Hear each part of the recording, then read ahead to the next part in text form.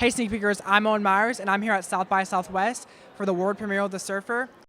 To start off, I was wondering, what was the biggest change in the script when it uh, went over to production? Were there any significant changes, or did it stay pretty steady throughout? No, it's one of those rare, wonderful examples of where I can be really happy as a screenwriter. There wasn't any changes, really. Before, obviously, the original script, it was completely Australia, and the character was Australian. But when Nicolas Cage came on, I made some tweaks with him to make that make sense. But that was the only significant alteration script process.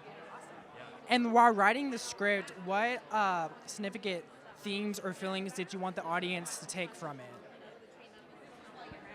I mean, the film is about masculinity, fathers and sons, identity, where you're from, toxic masculinity, how to be a man in the modern world, and how to steer your son through the minefield and the problems that we kind of face as men, and the violence, kind of big violence and small violence, emotional and physical. So Producing has evolved over the years and to such a different industry. Through your eyes, what has been some of the biggest changes that you've seen when it comes to production? So I started producing during COVID. My first film is called A Banquet, directed by Ruth Paxton. It premiered at TIFF, IFC bought it, and look, we shot that in 2020 in COVID. We were one of the only films shooting at the same time as Jurassic World. Jurassic World was getting shut down all the time by COVID. We were a tiny sub 1 million movie, and we didn't. So there's been a lot of adversity for me, but I'm used to it, like I've produced all of my movies through COVID, through strikes. It's definitely not getting easier. The marketplace is very difficult. Fundamentally though, I think, look, people just have to remember the audience. I always say commercial's not a dirty word. Commercial just means audience. And I think when you're making a movie, you have to think about who your audience is. And that's constantly what I'm thinking. It's, A, would I like to watch this? Would I enjoy it? But what would the audience think and feel? What's the experience they're going to get? And, look, Surfer's a perfect experience of that. It's made for the fans. Awesome. So going off of that, producing is such a big hat. You do so many different things. While producing The Surfer, what were some of your favorite parts specific to this project? Favorite parts of producing The Surfer? I mean, look, it's always fun going to a new location. I loved filming in Australia. I love finding great crew. I love finding great actors. I love casting my movies. I love the other end of it, post-production, getting into festivals like South by and Cannes, finding amazing distributors. The distributors are everything. At one end you've got your financiers who have faith in the project, and your sales agents, they have to have faith in the project. And then at the other end you've got your distributors, and if you have an amazing distributor who's a partner, who understand the tone and the feel of the film and how to position it in the audience, then you're very lucky, and we've been really lucky on that. So that's what I've enjoyed. Awesome. And then just to end it off, for young film students aspiring to break into the producing scene, what key advice would you give them? Don't ask for permission. Just go do it. Find your people, and then just go do it. Don't wait for anyone to give you money. Don't wait for anyone to give you permission. Don't wait for anyone to teach you. You have to learn by osmosis. You have to learn by failing.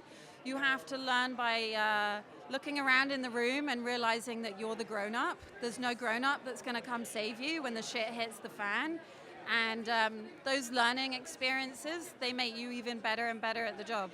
So just go for it. Well, I appreciate you taking my questions. You're very welcome. Best of luck. Have fun at South by. Thank you. Yeah. Thank you very much. In what ways did your artistic vision balance with the need for production in this film? I mean, it balanced pretty well because the script was sort of already tailored for the kind of film that we were trying to make. So there was a little bit of pull and tug in terms of like the amount of days we were going to have, or the amount of time and money for things. But I've done a few films. This is my fourth now, so like I was able to actually plan better for all of those unpredictable elements, but also making sure that we were able to get what we needed within the time that we had. Awesome, yeah. And what was your favorite part about filming on the Australian beaches? It must have been beautiful and awesome. I just want to know what were your favorites? Yeah, I mean, I love shooting outdoors in general because, like, you can find things and you've got all this space and you can, like, go into some bushes and find a camera position and, you know, so as opposed to, like, building sets where, you know, you might not have a reverse angle because this is just a studio wall or something. So actually just being outside every day in Australia in this beautiful location was just, it was a real pleasure.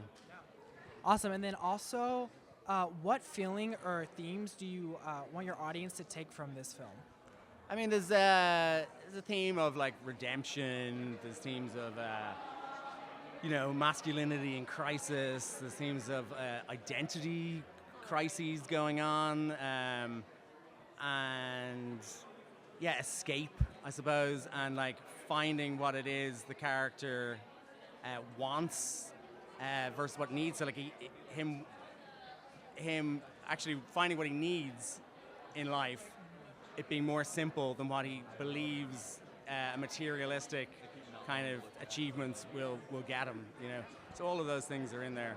But like, that's all under the surface of this, like, thriller, you know. Yeah. Awesome. And then to end it off, what advice do you have for young film students that want to break into the industry, director-wise? I'd say just make stuff. Like, really just watch loads of good films that people say you should check them out, and then make as much stuff as you can, even if it's just shooting yourself, editing yourself, learn the software, and don't let anything stop you. And then show people. Even if you think it's not good, it'll get better.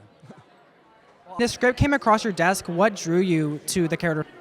Look, when the script came across my desk, it was more the ensemble. It was more Nick Cage mixed with Lorcan, you know, a couple other people. I was a big fan of T-Shop. They've done some amazing genre before that. So for me, it was just the alchemy of those kind of people together and going, oh yeah, this is interesting. It's something that I want to be a part of. And obviously being Australian and a surfer growing up, I was like, yeah, it's a no-brainer. Were there any techniques that you used to get into character? Techniques, not really, just kind of go with the flow. I mean, he's a hyper-aggressive kind of guy, and it's set by the beach, and we'd use the sun as a warm-up, if that makes sense. Oh, yeah, So it was, the environment led to the performance, so, yeah. And then also, what was your experience working with Nick Cage on this film? I mean, look, it's Nick Cage. He's a powerhouse as himself. He's a consummate professional. He's there every day doing his thing. Him and I got along really well. He's amazing. We had so much fun. We ended up getting hypothermia in a fight scene together. We're both sitting there sipping coffees afterwards, and he's just so unbelievably good at what he does, and he's such a cinephile that he has these unbelievable things. He'll be like, oh, I want to take from this film, or there's a great line here from this that I was watching as a reference. So he's just an encyclopedia of film, and that's the one thing I take away from working with him is he's a professional. And then just to end it off, if you could describe this movie in 3 words, what 3 words would you use? Absolutely fucking mental. When this script came across your desk, what were the reasons for you to take this project? There are a few reasons. Lorcan was one. He's the director right there. Yeah. And I'd seen a couple of his movies, which I really enjoyed. Nicolas Cage is another reason. And then I read the script, and the character was just so compelling that it was something that I really felt like I not just wanted to do, but needed to do. Yeah, awesome. And then just one more question. When you were filming, were there any techniques or skills you learned to help get into character?